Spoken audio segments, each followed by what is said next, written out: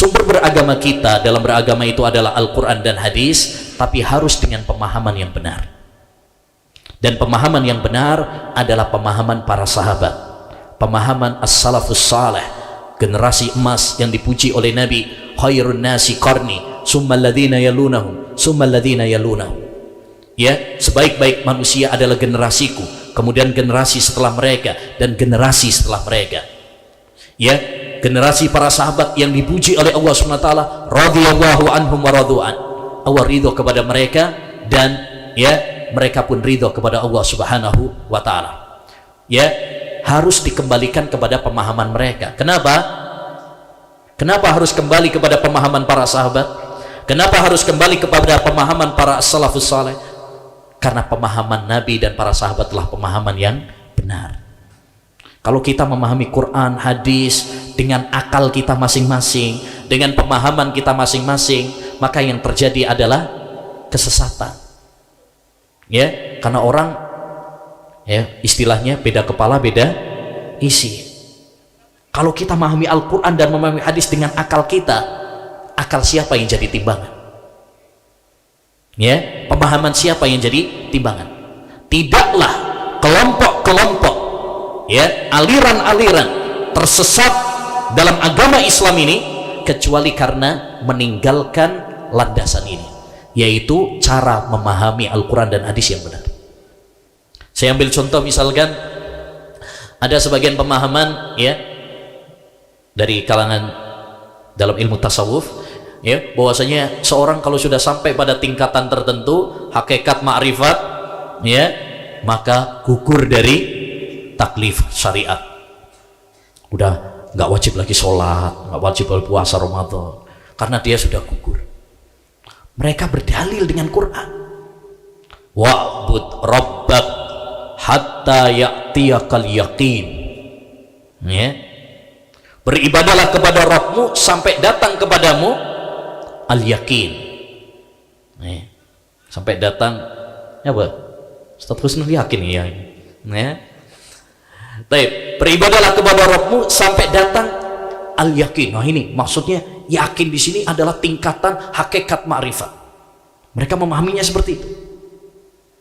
Ya, padahal pemahaman seperti ini tidak pernah dipahami oleh Nabi dan para sahabat.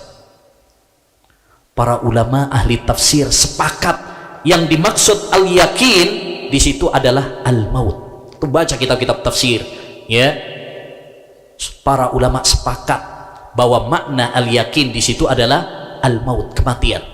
Yani finish kita dalam beribadah itu adalah sampai mati. Ya, itulah finish kita dalam beribadah kepada Allah SWT, bukan tingkatan-tingkatan yang tidak pernah dikenal di zaman Nabi dan para sahabat.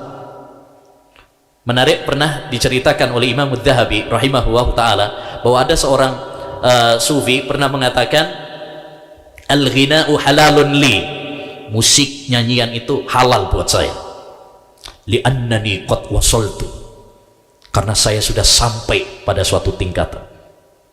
Ada seorang ulama dengar dia ngomong seperti itu, ya, dijawab, na'am wasalta lakin ila sakor, ya, kamu nyampe, tapi nyampainya ke sakor, neraka sakor.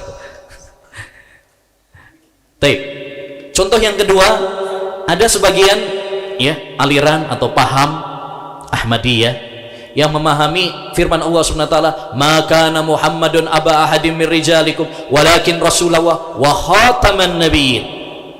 Khataman nabiyyin, mereka artikan khatam di situ bukan penutup nabi, sehingga Nabi Muhammad itu adalah yang paling terakhir, bukan seperti itu. Mereka mengatakan khatam itu adalah maksudnya adalah cincin. Jadi Nabi Muhammad itu cincin, perhiasan para nabi. Dengan demikian, ya, maka ayat ini tidak bisa dijadikan dalil bahwa Nabi adalah penutup para nabi. Makanya mereka meyakini bahwa ada Nabi setelah Nabi Muhammad.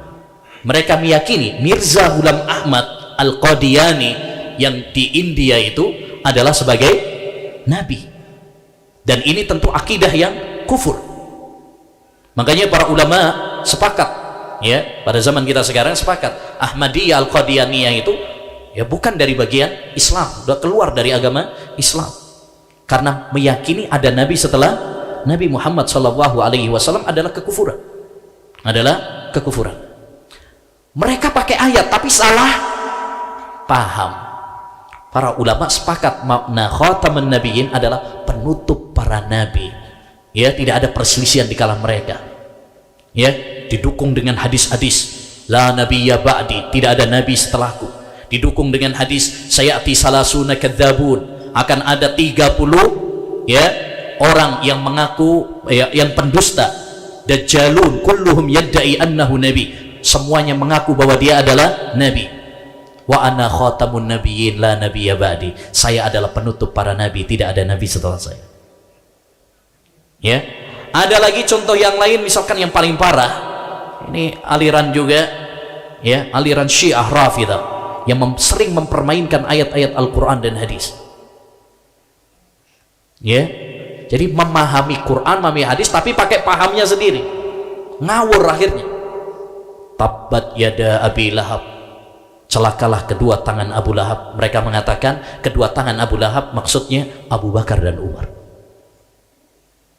Ya, mereka mengatakan Allah berfirman innallaha ya'murukum an tadbahu baqarah. Ketika Nabi Musa mengatakan kepada Bani Israel, Allah memerintahkan kepada kalian untuk menyembelih Baqarah. Baqarah itu kan artinya apa? Sapi. Menurut orang-orang Syiah, Baqarah maksudnya adalah Aisyah.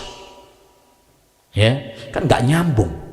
Ucapan Nabi Musa kepada Bani Israel kok diartikan Aisyah. Tapi begitulah mereka mempermainkan Quran, mempermainkan hadis Nabi Shallallahu Alaihi Wasallam. Kenapa? Tadi mereka mungkin pakai ayat, mungkin mereka pakai hadis, tapi yang salah di mana?